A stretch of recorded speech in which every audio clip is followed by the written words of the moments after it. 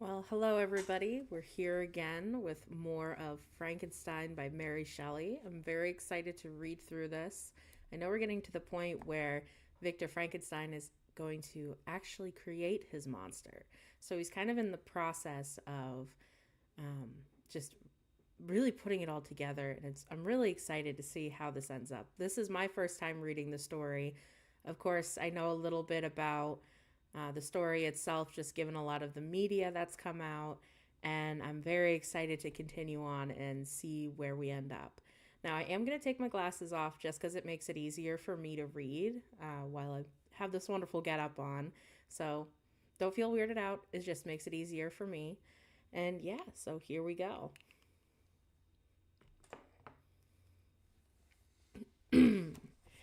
Chapter 5. It was on a dreary night of November that I beheld the accomplishment of my toils. With an anxiety that almost amounted to agony, I collected the instruments of life around me, that I might infuse a spark of being into the lifeless thing that laid at my feet. It was already 1 in the morning. The rain pattered dismally against the panes, and my candle was nearly burnt out, when, by the glimmer of the half-extinguished light, I saw the dull yellow eye of the creature open. It breathed hard, and a convulsive motion agitated its limbs. How can I describe my emotions at this catastrophe, or how delineate the wretch whom which such infinite pains and care I had endeavored to form? His limbs were in proportion, and I had selected his features as beautiful.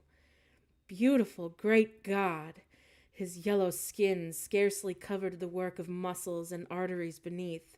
His hair was of a lustrous black and flowing, his teeth of a pearly whiteness, but these luxuriances only formed a more horrid contrast with his watery eyes, that seemed almost of the same color as the dun white sockets in which they were set, his shriveled complexion and straight black lips.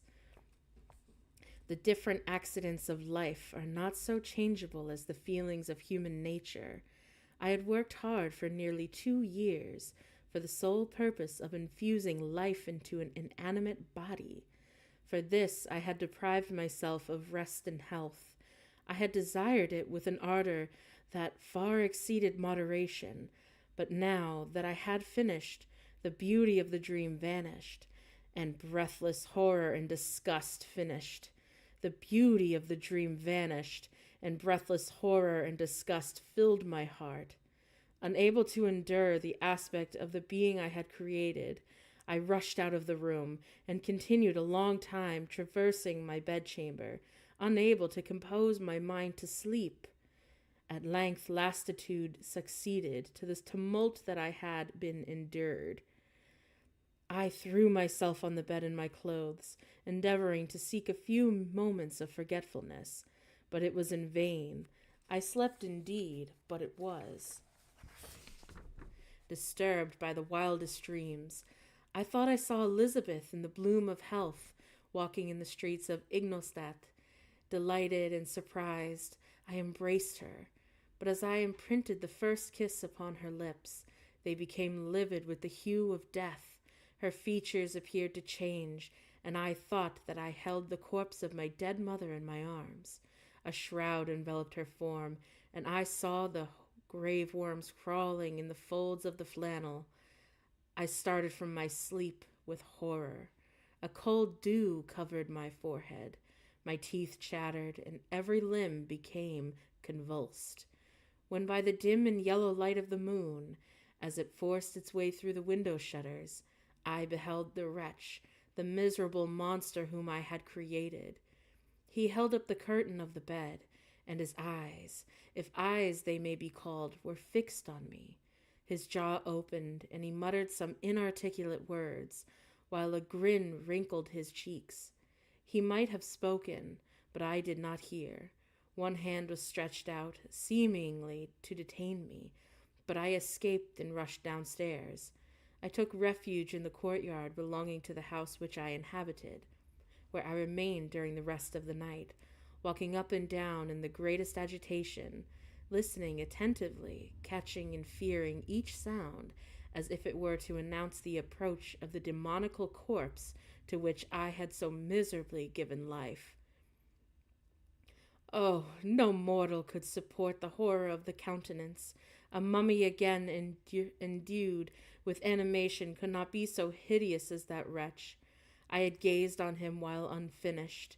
He was ugly then, but when those muscles and those joints were rendered capable of motion, it became a thing such as Dante could not have conceived. I passed the night wretchedly. Sometimes my pulse beat so quickly and hardly that I felt the palpitation of every artery. At others I nearly sank to the ground through languor and extreme weakness. Mingled with this horror, I felt the bitterness of disappointment.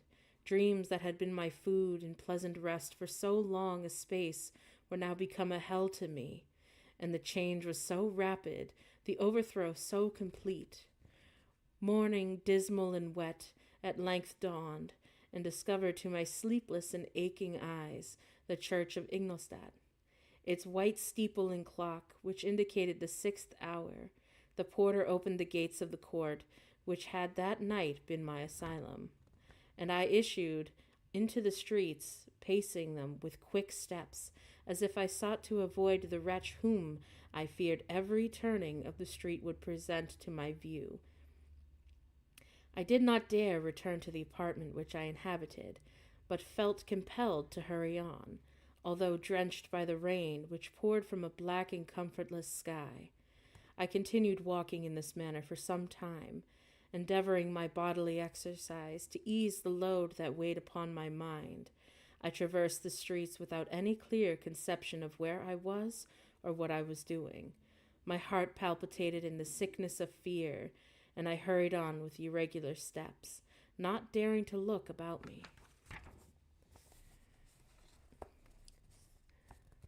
Poem, Coldra's Ancient Mariner.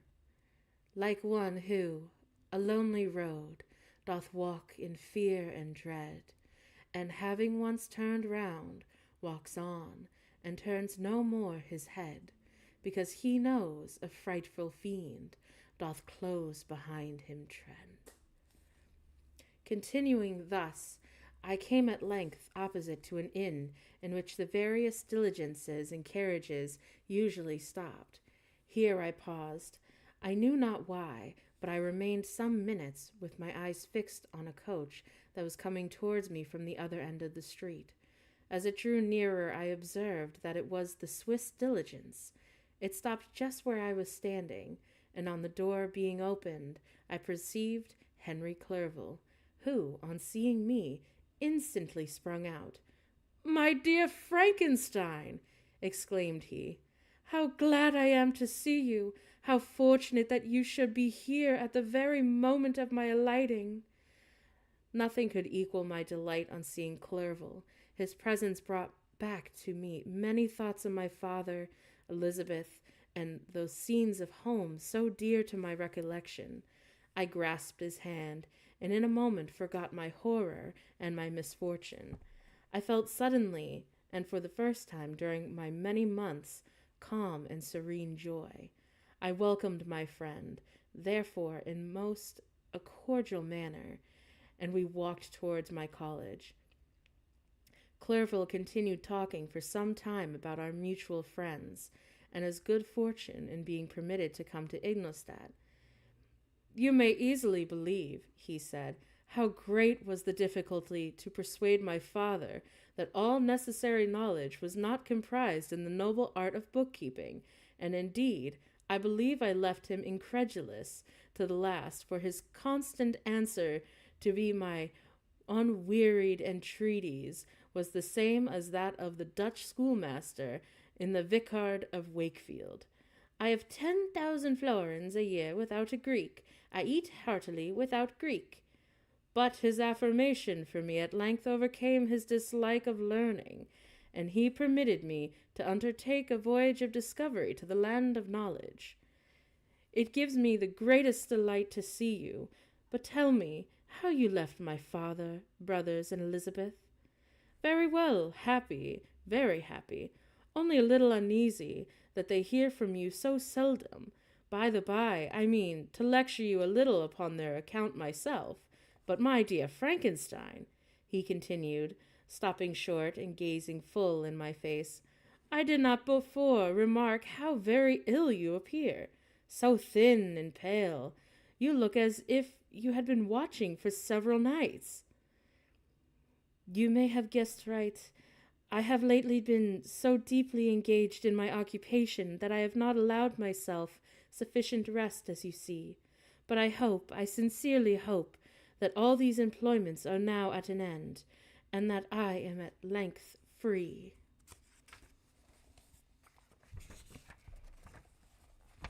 I trembled excessively.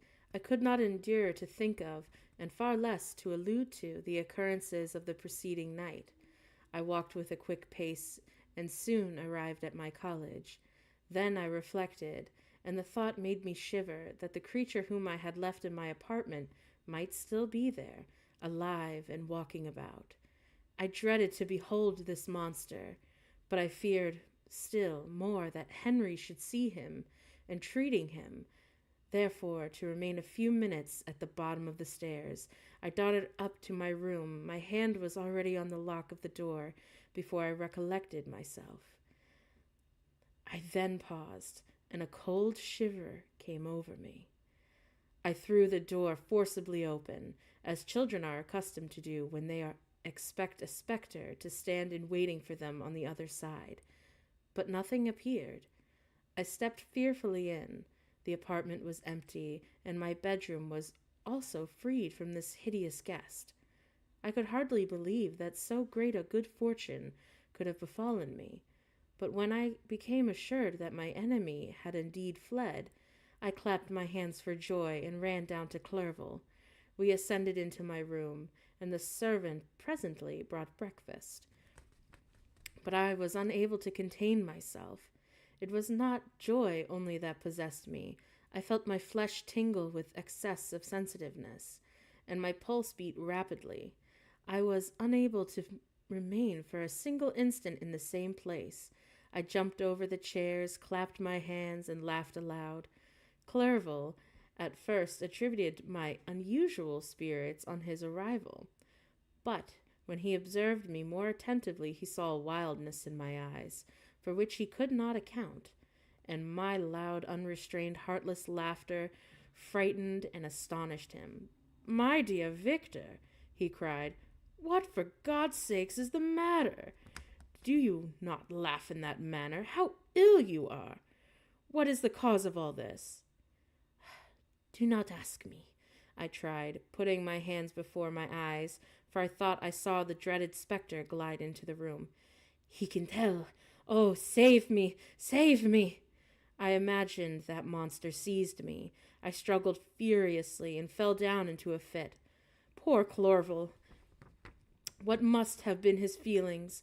A meeting which he anticipated with such joy, so strangely turned to bitterness.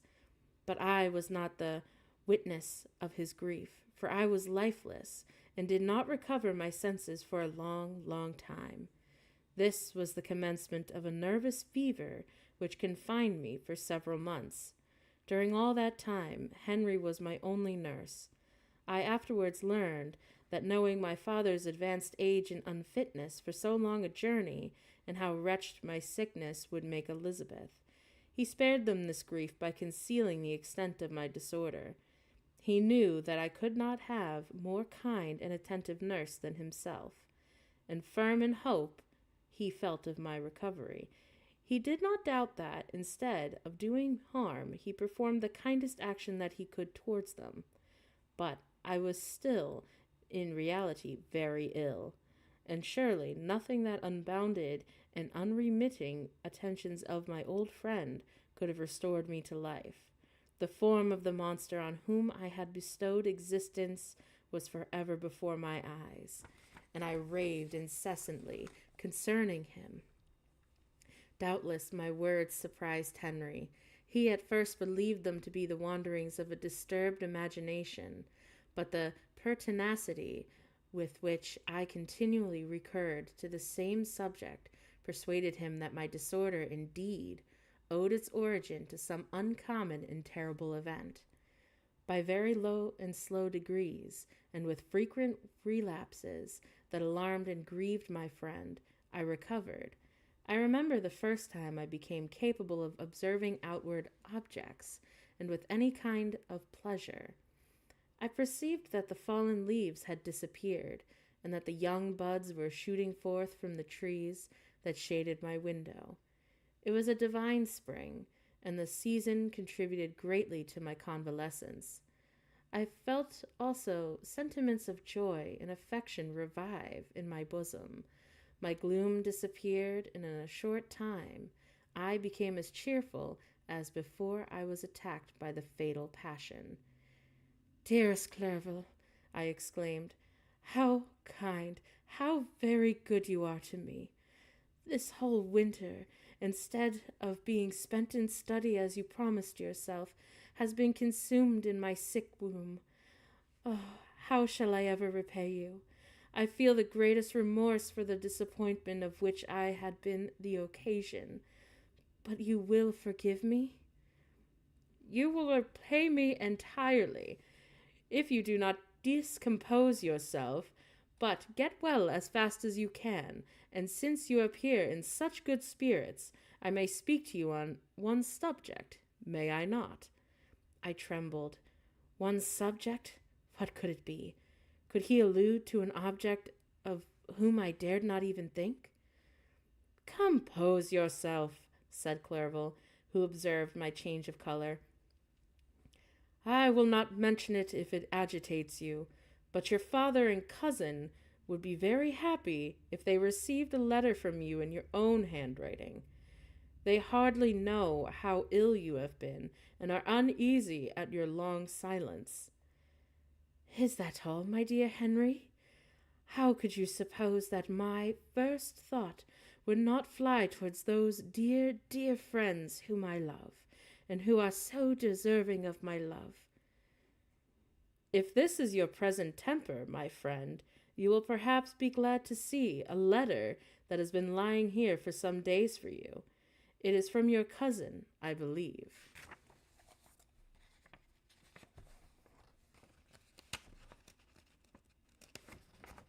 Ah.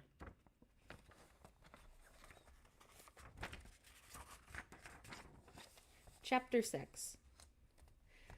Clerval then put the following letter into my hands. It was from my own Elizabeth. "My dearest cousin, you have been ill, very ill, and even the constant letters of dear, kind Henry are not sufficient to reassure me on your account.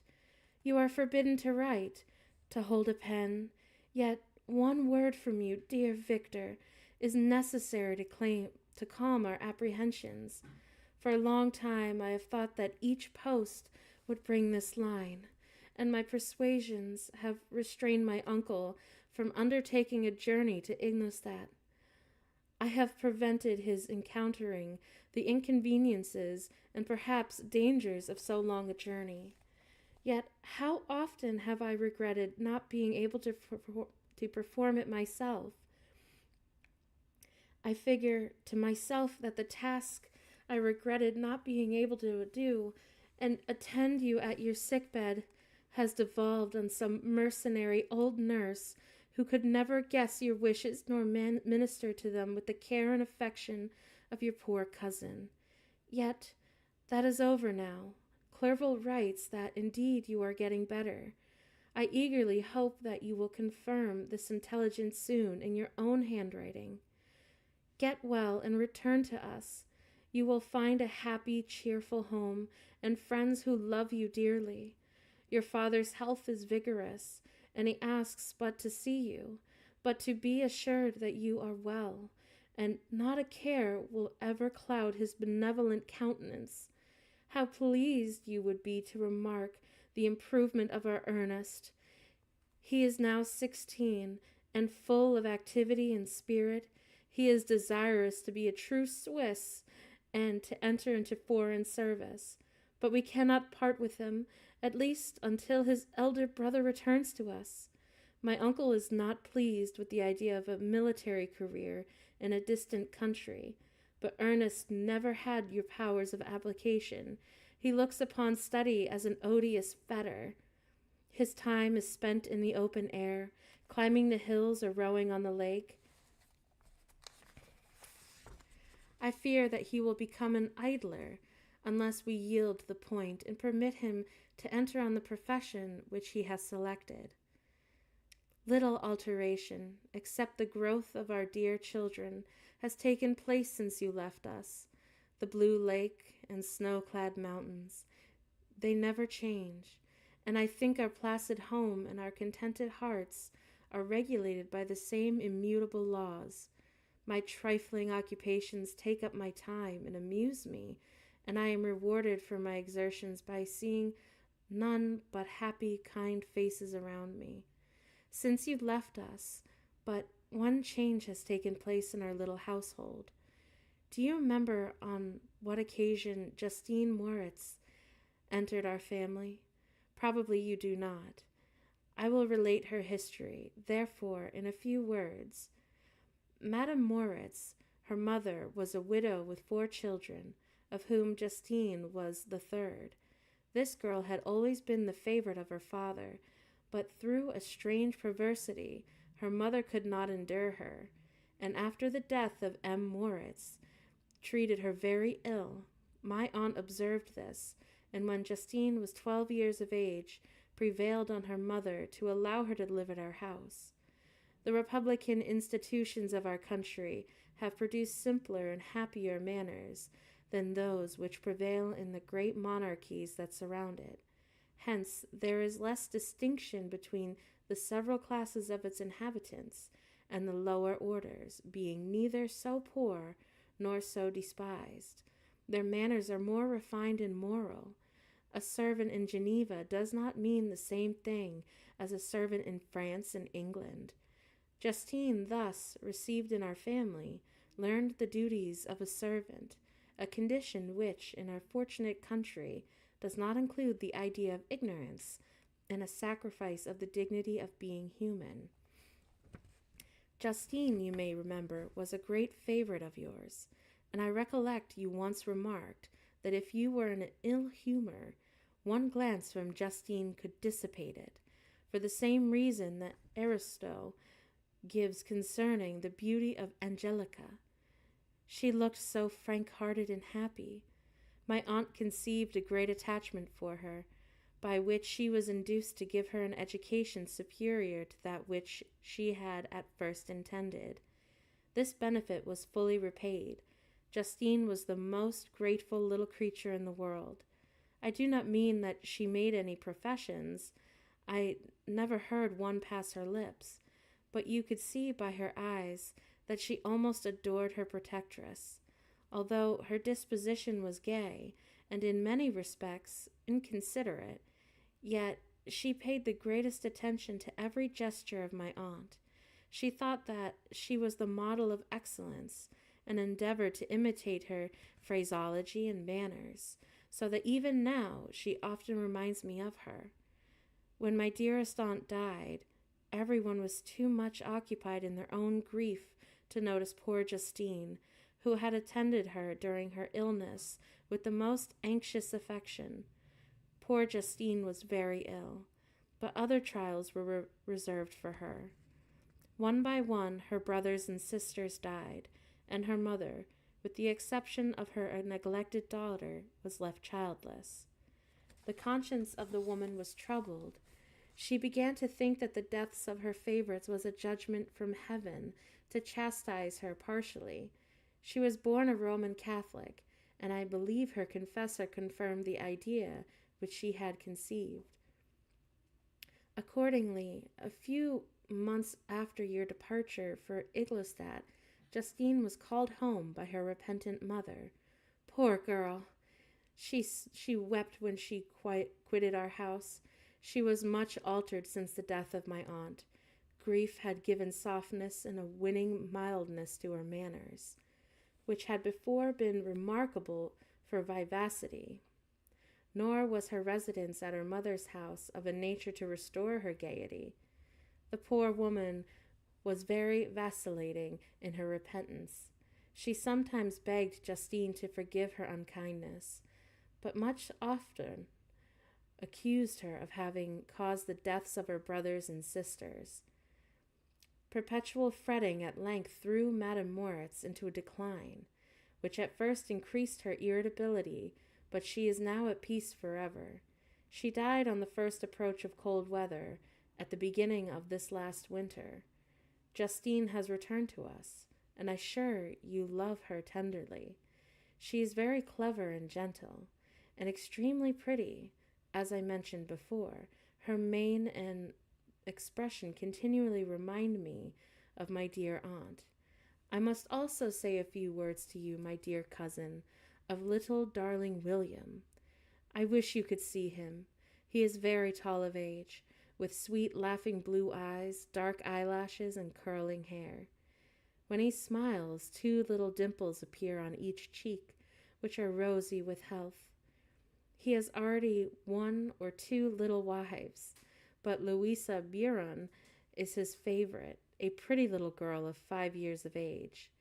Now, dear Victor, I dare say you wish to be indulged in a little gossip concerning the good people of Geneva. The pretty Miss Mansfield has already received the congratulatory visits on her approaching marriage with a young Englishman, John Melbourne, Esquire. Her ugly sister, Manon, married M. Duvillard, the rich banker, last autumn.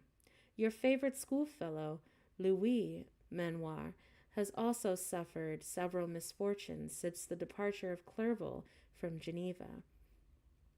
But he has already recovered his spirits, and is reported to be on the point of marrying a very lively, pretty Frenchwoman, Madame Taverner. She is a widow and much older than Manoir, but she is much admired and a favorite with everybody. I have written myself into better spirits, dear cousin, but my anxiety returns upon me as I conclude. Write, dearest Victor, 1 line, 1 word, will be a blessing to us. 10,000 thanks to Henry for his kindness, his affection, and his many letters. We were sincerely grateful. Adieu, my cousin. Take care of yourself, and I entreat you, write. Signed, Elizabeth Lavenza. Geneva, March 18th. Dear Elizabeth, I exclaimed when I read her letter, I will write instantly and relieve them from the anxiety they must feel.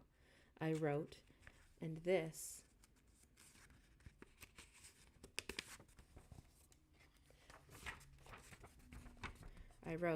exertion greatly fatigued me, but my convalescence had commenced and proceeded regularly. In another fortnight I was able to leave my chamber. One of my first duties on my recovery was to introduce Clerval to several professors at the university. In doing this, I underwent a kind of rough usage, ill befitting the wounds that my mind had sustained. Ever since that fatal night, the end of my labors and the beginning of my misfortunes, I had conceived a violent antipathy even to the name of natural philosophy. When I was otherwise quite restored to health, the sight of a chemical instrument would renew all the agony of my nervous symptoms. Henry saw this, and had removed all apparatuses from my view.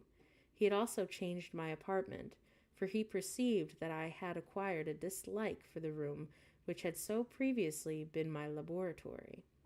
But these cares of Clerval were made of no avail when I visited the professors. M. Waldman inflicted torture when he praised, with kindness and warmth, the astonishing progress I had made in the sciences. He soon perceived that I disliked the subject. Not gesturing to the real cause, he attributed my feelings to modesty and changed the subject for my improvement to the science itself with a desire, as I inevitably saw. What could I do? He meant to please, and he tormented me. I felt as if he had placed carefully, one by one, in my view, those instruments which were to be afterwards used in putting me to a slow and cruel death. I writhed under his words, yet dared not exhibit the pain I felt. Clerval, whose eyes and feelings were always quick in discerning in sensations of others, declined the subject, alleging in excuse his total ignorance, and the conversation took a more general turn. I thanked my friend from the heart, but I did not speak. I saw plainly that he was surprised, but he never attempted to draw my secret from me, and although I loved him with a mixture of affection and reverence that knew no bounds, yet I could never persuade myself to confide in him that event which was so often present to my recollection, but which I feared the detail to another would only impress more deeply. M. Krempe was not equally docile, and in my condition at the time of almost insupportable sensitiveness, his harsh, blunt, and communings gave me even more pain than the benevolent approbation of M. Waldman.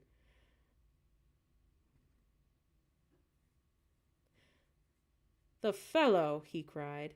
"Why, M. Clerval, I assure you has outstripped all of us. Aye, dare you please, but it is nevertheless true. A youngster who, but a few years ago, believed in Cornelius Agrippa as firmly as the gospel, has now set himself at the head of the university, and if he is not soon pulled down, we shall all be out of our countenance. Aye, aye," he continued, observing my face expressive of suffering. "M. Frankenstein is modest, an excellent quality in young men. Young men should be diffident of themselves, you know, M. Clerval. I was myself once young, but that wears out in a very short time." M. Krempe had now commenced a eulogy on himself, which happily turned the conversation from a subject that was so annoying to me. Clerval had never sympathized in my tastes for natural science, and his literary pursuits differed wholly from those which had occupied me. He came to the university with the design of making himself complete master of the Oriental languages, and thus he should open a field for the plan of life he marked out for himself. Resolved to purpose no inglorious career, he turned his eyes toward the east, as affording scope for his spirit of enterprise. The Persian, Arabic, and Sanskrit languages engaged his attention, and I was easily induced to enter on the same studies. Idleness had ever been irksome to me, and now that I wished to fly from reflection and hated my former studies, I felt great relief in being the fellow pupil with my friend, and found not only instruction but consolation in the works of the Orientalists. I did not, like him, attempt a critical knowledge of their dialects, for I did not contemplate making any other use of them than the contemporary amusement. I read merely to understand their meaning, and they well repaid my labors. Their melancholy is soothing, and their joy elevating to a degree I have never experienced in studying the authors of any other country. When you read their writings, life appears to consist in warm sun and garden of roses, and the smiles and frowns of a fair enemy, and the fire that consumes your own heart. How different from the manly and heroical poetry of Greece and Rome! Summer passed away in these occupations, and my return to Geneva was fixed with the latter end of summer. But, being delayed by several accidents, winter and snow arrived. The roads were deemed impassable, and my journey was retarded until the ensuing spring. I felt this delay very bitterly, for I longed to see my native town and my beloved friends. My return had only been delayed so long from an unwillingness to leave Clerval in a strange place, but he had become acquainted with any of the inhabitants. The winter, however, was spent cheerfully, and although the summer was uncommonly late, when it came, its beauty compensated for its dilatoriousness. The month of May had already commenced, and I expected the letter daily, which was to fix the date of my departure, when Henry proposed a pedestrian tour in the environs of Ingolstadt, that I might bid a personal farewell to the country I had so long inhabited. I acceded with pleasure to this proposition. I was so fond of exercise, and Clerval had always been my favorite companion in the rambles of this nature that I had taken among the scenes of my native country. We passed a fortnight in these perambulations. My health and spirits had long been restored, and they gained additional strength from the salubrious air I breathed, the natural incidents of our progress, and the conversation of my friend. Study had been before secluded, and had kept me from the intercourse of my fellow creatures, and rendered me unsocial. But Clerval called forth the better feelings of my heart. He again taught me to love the aspect of nature and the cheerful faces of children. Excellent friend, how sincerely do you love me, in the endeavor to elevate my mind until it was on level with your own. A selfish pursuit had gentleness and affection warmed and opened my senses. I became the happy creature who, a few years ago, loved and beloved by all, had no sorrow or care, when happy inanimate nature had the power of bestowing on me the most delightful sensations. A serene sky and verdant fields filled me with ecstasy. The present season was indeed divine. The flowers of spring bloomed in the hedges, while those of summer were already in bud.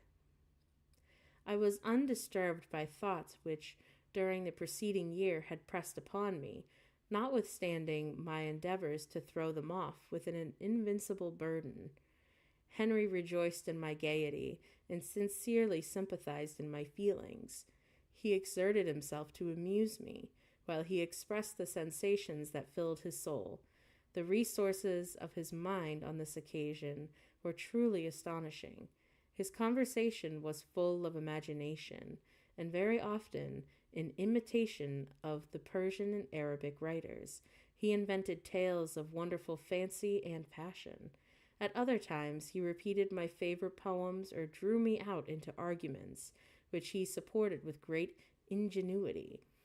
We were returned to our college on a Sunday afternoon. The peasants were dancing, and everyone we met appeared gay and happy. My own spirits were high, and I bounded along with feelings of an unbridled joy and hilarity.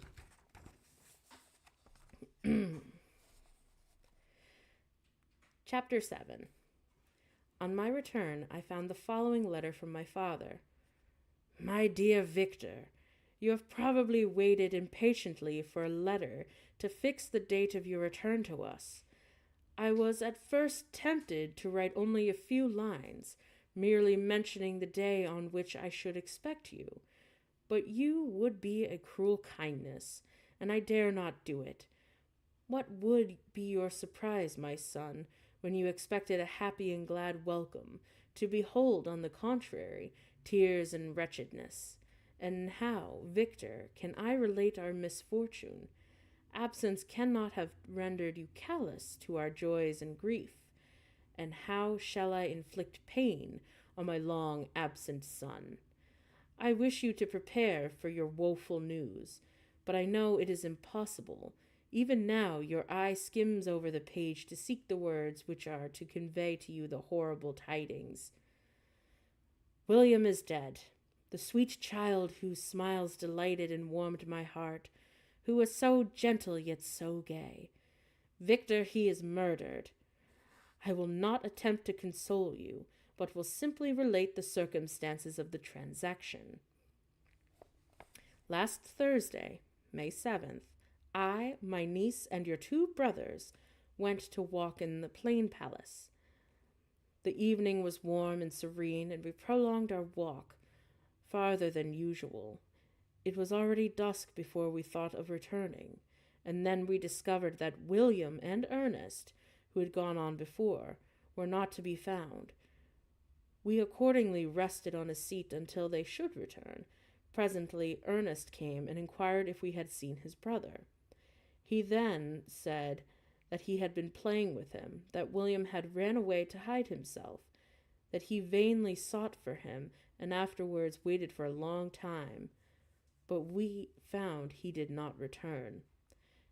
This account rather alarmed us, and we continued to search for him until night fell, when Elizabeth conjectured that he might have returned to the house.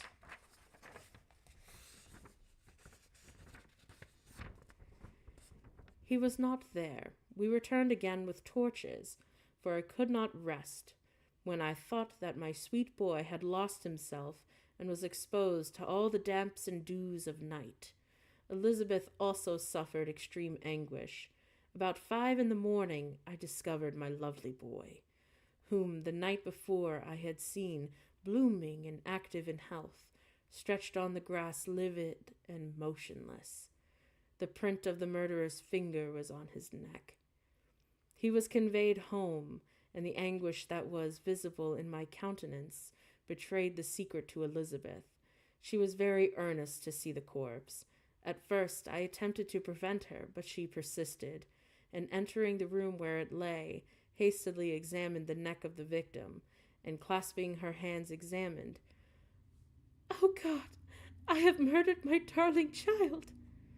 She fainted and was restored with extreme difficulty. When she again livened, it was only to weep and sigh. She told me the same evening William had teased her to let him wear a very valuable miniature that she possessed of your mother. This picture is gone, and was doubtless the temptation which urged the murderer to do the deed. We have no trace of him at present, although our exertions to discover him are unremitted, but they will not restore my beloved William. Come, dearest Victor, you alone can console Elizabeth. She weeps continually, and accuses herself unjustly as the cause of his death. Her words pierce my heart. We are all unhappy. But will not that be an additional motive for you, my son, to return and be our comforter? Your dear mother, alas, Victor, I now say, thank God she did not live to witness the cruel, miserable death of her youngest darling. Come, Victor, not brooding thoughts of vengeance against the assassin, but with feelings of peace and gentleness that will heal instead of festering the wounds of our minds. Enter the house of mourning, my friend, but with kindness and affection for those who you love, not with hatred for your enemies. Your affectionate and afflicted father, Alphonse Frankenstein. Geneva, May 12th. Clerval, who had watched my countenance as I read this letter, was surprised to observe the despair that succeeded the joy I had at first expressed on receiving news from my friend. I threw the letter on the table and covered my face with my hands. "My dearest Frankenstein," exclaimed Henry, when he perceived me weep with bitterness. "Are you always to be unhappy, my dear friend? What has happened?" I motioned to him to take up the letter, while I walked up and down the room in the extremest agitation. Tears gushed from the eyes of Clerval as he read the account of my misfortune. "I can offer you no consolation, my friend," he said. "Your disaster is irreparable. What do you intend to do?" "To go instantly to Geneva. Come with me, Henry, to order the horses." During our walk, Clerval endeavored to say a few words of consolation. He could only express his heartfelt sympathy.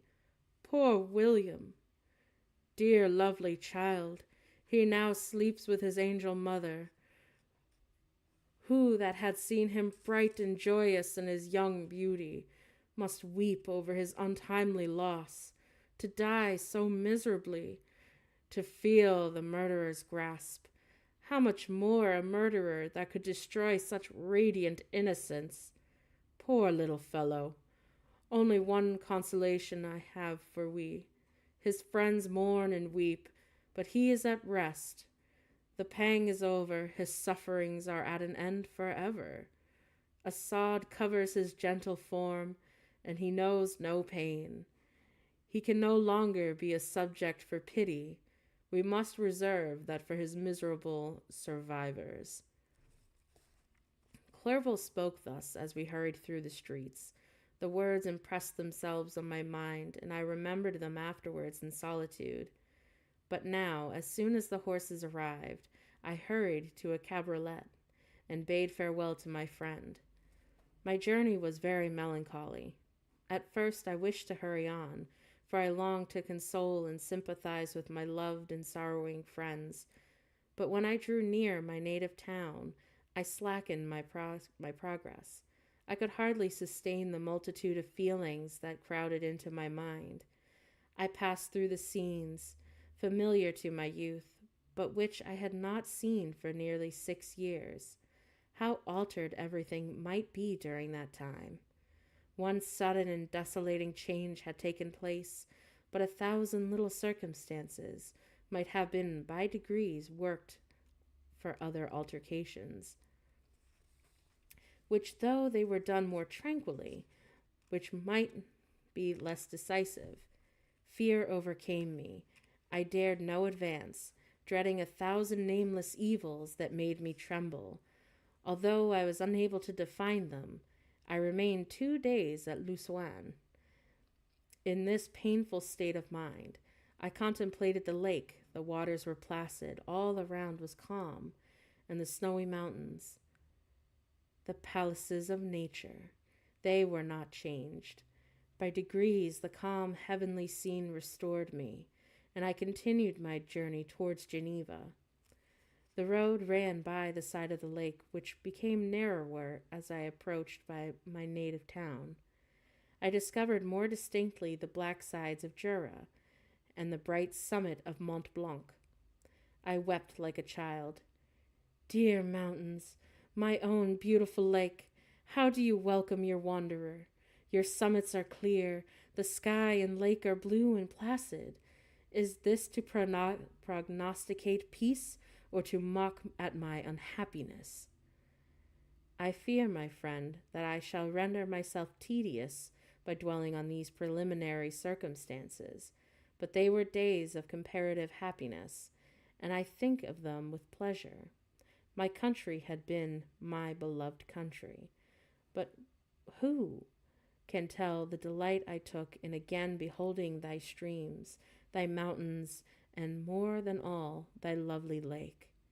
Yet, as I drew nearer home, grief and fear again overcame me. Night also closed around, and when I could hardly see the dark mountains, I still felt more gloomily. The picture appeared a vast and dim scene of evil, and I foresaw obscurely that I was destined to become the most wretched of human beings. Alas, I prophesied truly and failed only in one single circumstance, that in all the misery I imagined and dreaded, I did not conceive the 100th part of anguish I was destined to endure. It was completely dark when I arrived in the environs of Geneva. The gates of the town were already shut, and I was obliged to pass the night at Secheron, a village at the distance of half a league from the city. The sky was serene, and as I was unable to rest, I resolved to visit the spot where my poor William had been murdered. As I could not pass through the town, I was obliged to cross the lake in a boat to arrive at Plain Palace.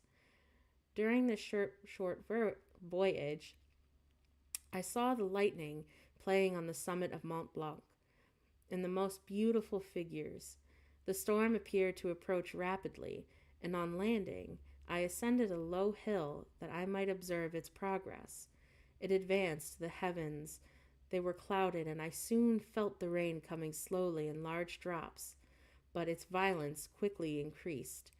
I quitted my seat and walked on, although the darkness and storm increased every minute, and the thunder burst with a terrific crash over my head.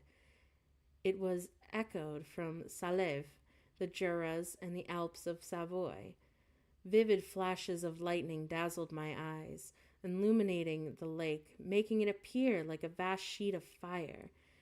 Then, for an instant, everything seemed of a pitchy darkness, until the eye recovered itself from the preceding flash. The storm, as is often the case in Switzerland, appeared at once in various parts of the heaven. The most violent storm hung exactly north of our town, over the part of the lake which lies between the promontory of Bellerive and the village of Coppet. Another storm enlightened Jura with faint flashes, and another darkened and sometimes disclosed the Mole, a peaked mountain to the east of the lake. While I watched the tempest, so beautiful yet terrific, I wandered on with a hasty step. This noble war in the sky elevated my spirits. I clasped my hands and exclaimed aloud, "William, dear angel, this is thy funeral, this is thy dirge." As I said these words, I perceived in the gloom a figure which stole from behind a clump of trees near me. I stood fixed, gazing intently. I could not be mistaken. A flash of lightning illuminated the object, and discovered its shape plainly to me. Its gigantic stature, and the deformity of its aspect, more hideous than belongs to humanity, instantly informed me that it was the wretch, the filthy demon from whom I had given life. What did he there? Could he be, I shuddered at the conception, the murderer of my brother? No sooner did that idea cross my imagination than I became convinced of its truth. My teeth chattered, and I was forced to lean against a tree for support. The figure passed me quickly, and I lost it in the gloom. Nothing in human shape could have destroyed the fair child. He was the murderer. I could not doubt it. The mere presence of the idea was an irresistible proof of the fact. I thought of pursuing the devil, but it would have been in vain, for another flash discovered him to me hanging among the rocks of a nearly perpendicular ascent of Mont Salève, a hill that bonds to Palinpass on the south. He soon reached the summit and disappeared. I remained motionless. The thunder ceased, but the rain still continued. The scene was enveloped in an impenetrable darkness. I revolved in my mind the events which I had until now sought to forget, the whole train of my progress toward the creation, the appearance of the work of my own hands alive at my bedside, its departure. 2 years had now nearly elapsed since the night on which he first received life. And was this his first crime? Alas, I had turned loose into the world a depraved wretch, whose delight was in carnage and misery. And had he not murdered my brother? No one can conceive the anguish I suffered during the remainder of that night, which I spent cold and wet in the open air. But I did not feel the inconvenience of the weather. My imagination was busy in scenes of evil and despair. I considered the being whom I had cast among mankind, and endowed with the will and power to effect purposes of horror, such as the deed which he now done, nearly in the light of my own vampire, my own spirit let loose from the grave, and forced to destroy all that was dear to me. Day dawned, and I directed my steps towards the town. The gates were open, and I hastened to my father's house. My first thought was to discover what I had knew of the murderer, and cause instant pursuit to be made. But I paused when I reflected on the story that I had to tell. A being whom I myself had formed and endued with life had met me at midnight among the precipices of an inaccessible mountain. I remembered also the nervous fever with which I had been seized just at the time that I dated my creation, and which would give me an air of delirium to a tale otherwise so utterly improbable. I well knew that if any other had communicated such a relation to me, I should have looked upon it as the ravings of insanity. Besides, the strange nature of the animal would elude all pursuit, even if I were so far credited as to persuade any of my relatives to commence it. And then, of what would be pursuit? Who could arrest a creature capable of scaling the overhanging sides of Mount Saleve? These reflections determined me, and I resolved to remain silent. It was about 5 a.m. when I entered my father's house. I told the servants not to disturb the family, and went into the library to attend to their usual hour rising. 6 years had elapsed, passed in a dream but for one indelible trace, and I stood in the same place where I had last embraced my father before my departure for Ingolstadt. Beloved and venerable parent, he still remained to me. I gazed on the picture of my mother, which stood over the mantelpiece. It was a historical subject, painted at my father's desire, and represented Caroline Beaufort in an agony of despair, kneeling by the coffin of her dead father. Her garb was rustic and her cheek pale, but there was an air of dignity and beauty that hardly permitted the sentiment of pity. Below this picture was a miniature of William, and my tears flowed when I looked upon it. While I was thus engaged, Ernest entered. He had heard me arrive and hastened to welcome me. He expressed a sorrowful delight to see me. "Welcome, my dearest Victor," he said. "Ah, I wish you had come 3 months ago, and then you would have found us all joyous and delighted. You come to us now to share a misery which nothing can alleviate.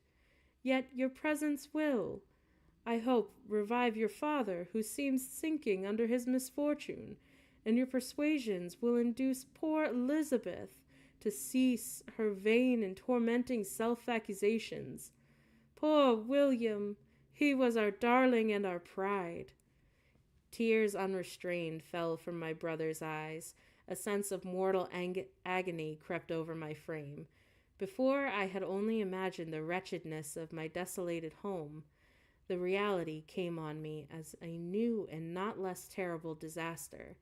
I tried to calm Ernest. I inquired more minutely concerning my father, and her I named my cousin. "She, most of all," said Ernest, "requires consolation. She accused herself of having caused the death of my brother, and that made her very wretched. But since the murderer has been discovered—" "The murderer has been discovered? Good, good. How could that be? Who could attempt to pursue him? Is it possible? One might as well try to overtake the winds or confine a mountain stream with a straw. I saw him too, but he was free last night." "I do not know what you mean," replied my brother in accents of wonder. "But to us the discovery we made completes our misery. No one would believe it at first, and even now Elizabeth will not be convinced, notwithstanding all the evidence. Indeed, who would credit that Justine Moritz, who was so amiable and fond of all the family, could suddenly become capable of so frightful and so appalling a crime?" "Justine Moritz? Poor girl. Is she the accused?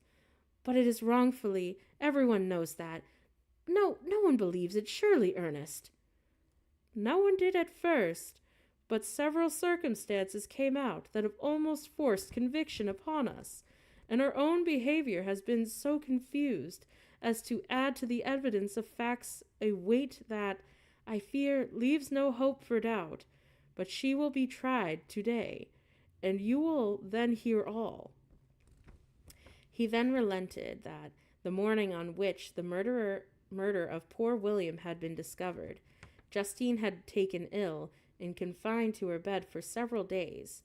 During this interval, one of the servants, happening to examine the apparel she had worn on the night of the murder, had discovered in her pocket the picture of my mother, which had been judged to be the temptation of the murderer.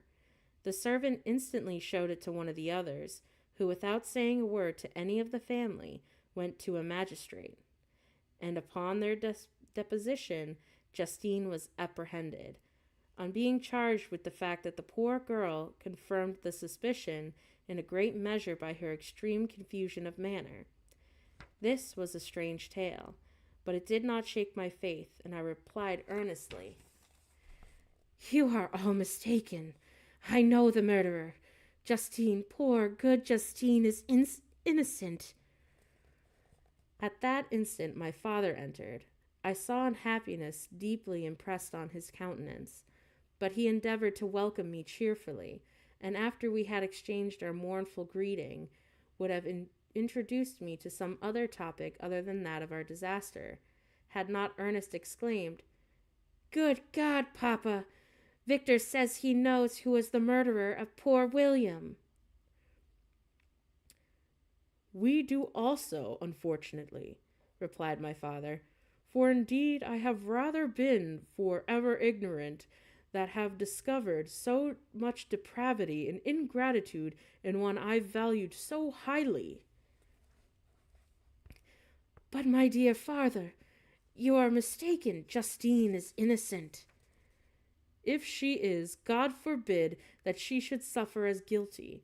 She is to be tried today, and I sincerely hope that she will be acquitted." This speech calmed me. I was firmly convinced in my own mind that Justine, and indeed every human being, was guiltless of this murder. I had no fear, therefore, that any circumstantial evidence could be brought forward strong enough to convict her. My tale was not one to announce publicly. Its astounding horror would be looked upon as madness by the vulgar. Did anyone indeed exist except I, the Creator, who would believe unless his senses convinced him in the existence of the living monument of presumption and rash ignorance which I had let loose upon the world? We were soon joined by Elizabeth. Time had altered her since I last beheld her. It had endowed her with a loveliness surpassing the beauty of her childish years. There was the same candor, the same vivacity, but it was allied to an expression more full of sensibility and intellect. "As certainly as I do upon my own, our misfortune is doubly hard to us. We have not only lost that lovely, darling boy, but this poor girl, whom I sincerely love, is to be torn away by even a worse fate. If she is condemned, I shall never know more joy. But she will not. I am sure she will not. And then I shall be happy again, even after the sad death of my little William." "She is innocent, Elizabeth," I say, "and that shall be proved. Fear nothing, but let your spirits be cheered by assurance of her acquittal." "How kind and generous you are. Everyone else believes in her guilt, and that made me wretched, for I knew that it was impossible, and to see everyone else prejudiced in so deadly a manner rendered me hopeless and despairing." She wept. "Dearest niece," said my father, "dry your tears. If she is, as you believe, innocent, rely on the justice of our laws and the activity with which I shall prevent the slightest shadow of partiality." And that is the end of that chapter. So, I'm going to save chapter 8 for tomorrow. I will be streaming again at 8 p.m. So feel free to like, subscribe, or follow if you liked listening to me read more of Frankenstein. That way you'll get alerted when I go live again in the future. And yeah, I look forward to, doing more of this and seeing you guys. I do stream on YouTube, Twitch, and TikTok, and Facebook as well. So if you're interested, that way you'll be able to see me. So I hope to see you guys next time. So with that, stay safe.